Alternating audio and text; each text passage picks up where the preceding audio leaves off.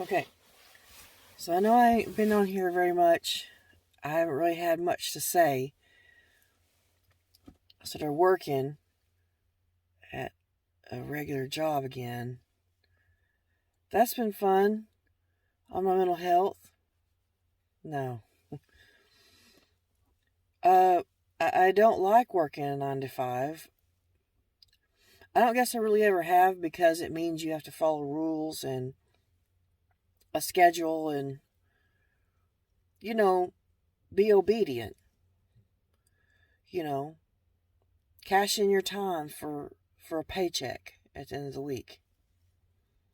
And that's okay. It was okay for me for a long time. But after I had that break last year,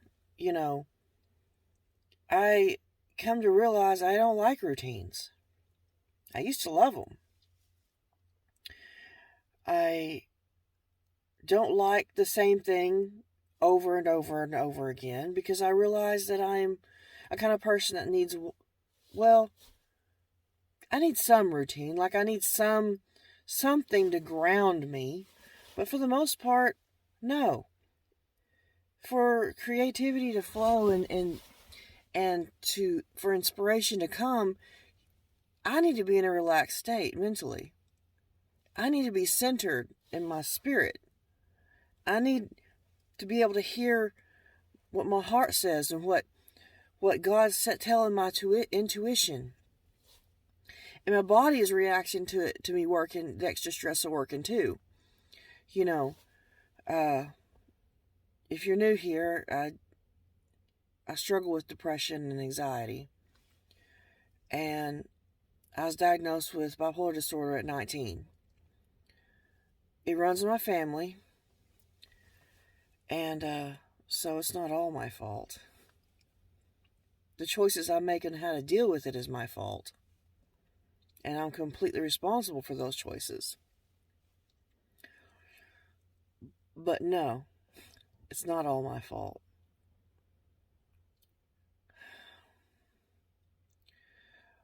But struggling to get out of bed and do those things, it's not that. It's just that my body is telling me, and my spirit was already telling me when I walked it through the door, this is wrong. This is not right for you. And at some point, I gotta listen. It's just what it is. And there's just a part of me that feels that I'm meant for more than punching a clock every day. I'm meant for more than just this. I'm meant for more. That's what I'm keep saying. And people who are successful in not necessarily rich and famous, but successful in life. Maybe they've had a successful marriage, that's a quiet way of celebrating God. Maybe they had a career, and they retired from it. And they enjoyed doing what they've done.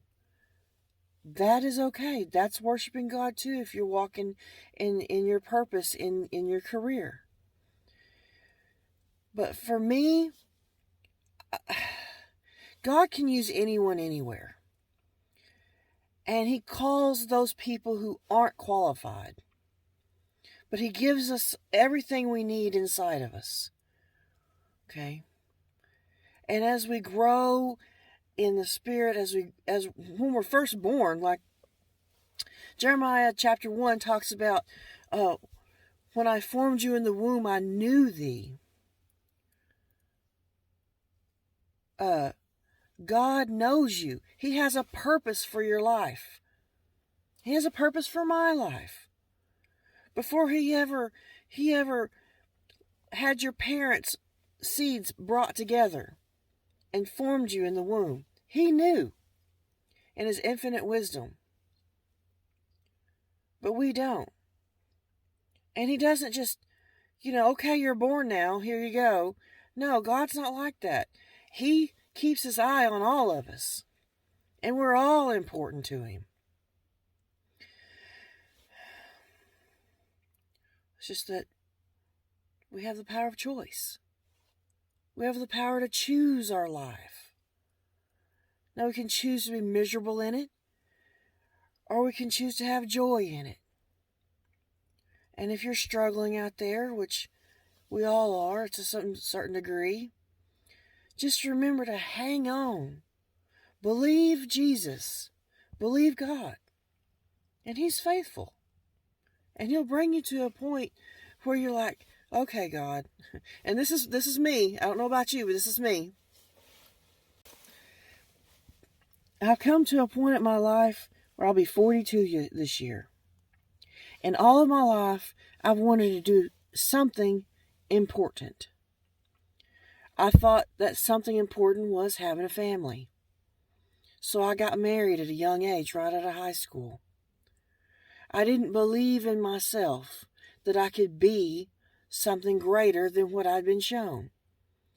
I helped raise my younger siblings. That's just how it was for me. That old-fashioned type of raising. And I'm the only daughter, and I'm the oldest, so it all fell on my shoulders. You know, that's okay. God was teaching me how to be a leader. God allowed me to go through that for a reason. I didn't understand it. And my mother struggled with mental health. You know, and she didn't get diagnosed until she was in her mid-30s, which was common for women back in the 80s, 90s, 2000s. Well, not so much now, but she got diagnosed in 97, 98, right before I graduated high school. So I lived my entire life with a mother who was struggling with bipolar disorder, with depression, with anxiety. And as a kid, I didn't understand that. To me, how she acted was completely normal. Until I got older and started seeing my friends' moms and realized that. And even then, it didn't even click with me, you know, because I love my mom so deeply. I reverence my mom. I respect my mom. And even though she's made mistakes in my life and she's raised me the way she has, that does not replace the fact that I love and respect my mom. Okay? I understand that she did the best she could with what she had, with the knowledge that she was given. And in the hand that she was dealt. She did the best she could. So I got to move on from that. God allowed me to be a leader before I knew what a leader was.